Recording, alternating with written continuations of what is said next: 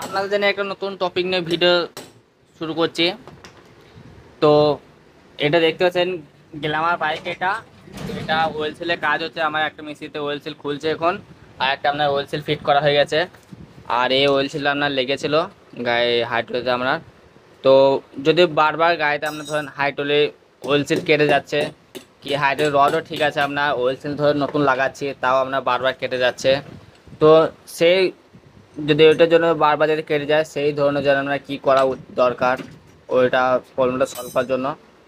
তো ওইটা সলভ করার জন্য আমি এই ভিডিওটা শ্যুট করছি। তো দেখতে পাচ্ছেন এটা আপনার বাচ্চাদের মোবাইল রয়েছে, দেখতে পাচ্ছেন হাইড্রোলিক ওয়েলটা, আর এই সাইডে আপনার একটা গিরিজ আছে। তো এই গিরিজটা নিতে হবে আপনার। এই গিরিজটা নিয়ে আপনার এই ওয়েলে আপনার মাখিয়ে দিতে হবে। তাহলে আপনার যে ওই ওয়েলের ঘনত্বটা আর একটু বেড়ে যাবে।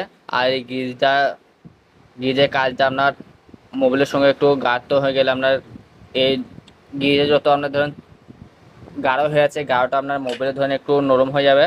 তাহলে আপনার এই যদি অয়েল গিরিজ যদি মাখিয়ে আপনাদের হাইড্রোতে যদি অয়েল হিসাবে ব্যবহার করা যায়, তাহলে মানে অয়েল সিল আপনার কম কাটবে। অয়েল সিল ধরেন আমরা কাটবে না, কাটার চান্স একবারে কমে যাবে। তো ভিডিওটা ভালো লাগলে চ্যানেলটা সাবস্ক্রাইব করে দেবেন। আরও নতুন নতুন হেল্পফুল টেকনিক্যাল ভিডিও আপনার জন্য সবসময় আপলোড করতে থাকবো।